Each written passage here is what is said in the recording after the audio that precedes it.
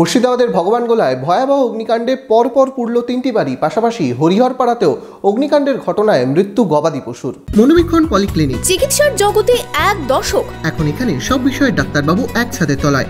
Phone করুন 7477799515 এই নম্বরে। একই রাতে ভগবানগোলা ও হরিহরপাড়ায় আগুনে পুড়ল বাড়ি। জানা গিয়েছে, মঙ্গলবার রাতে ভগবানগোলার মহিষাস্থলী অঞ্চলের কুচগিরিয়া এলাকায় অগ্নিকাণ্ডের ঘটনা ঘটে। আগুনে পুড়ে যায় একটি ঘর। ঘরে থাকা নগদ টাকা থেকে আসবাবপত্র সমস্ত কিছুই পুড়ে নষ্ট হয়ে যায় আগুনে। বেশ কিছু গবাদি পশুর মৃত্যু হয় আগুনে ঝলসে। ক্ষতি আমার ধরেন যে বাড়িতে আমার দলিল ছিল, আমার ছাগল গেলে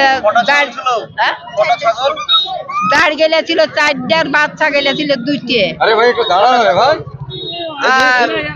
আর আমার যত বিছের কাঁথা আর যত গদি মদি গেলেন ছিল, আর আমার ওই চালের ইটা পুড়ে গেল, চালের আর খাদ্য সুরসের কার্ড আর রেশন কার্ড আর এই সব ভোটের কার্ড আর আধার কার্ড সব আমার পুড়ে শেষ।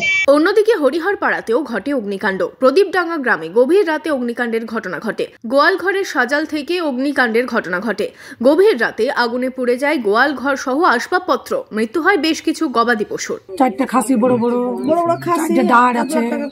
কি চাইছেন এখন আপনারা? গরিব মানুষ, আমরা খেটে খাই, টাকা আমরা যাতে পাই 1 লাখ টাকা সরকারি সাহায্য। সরকারের সাহায্য।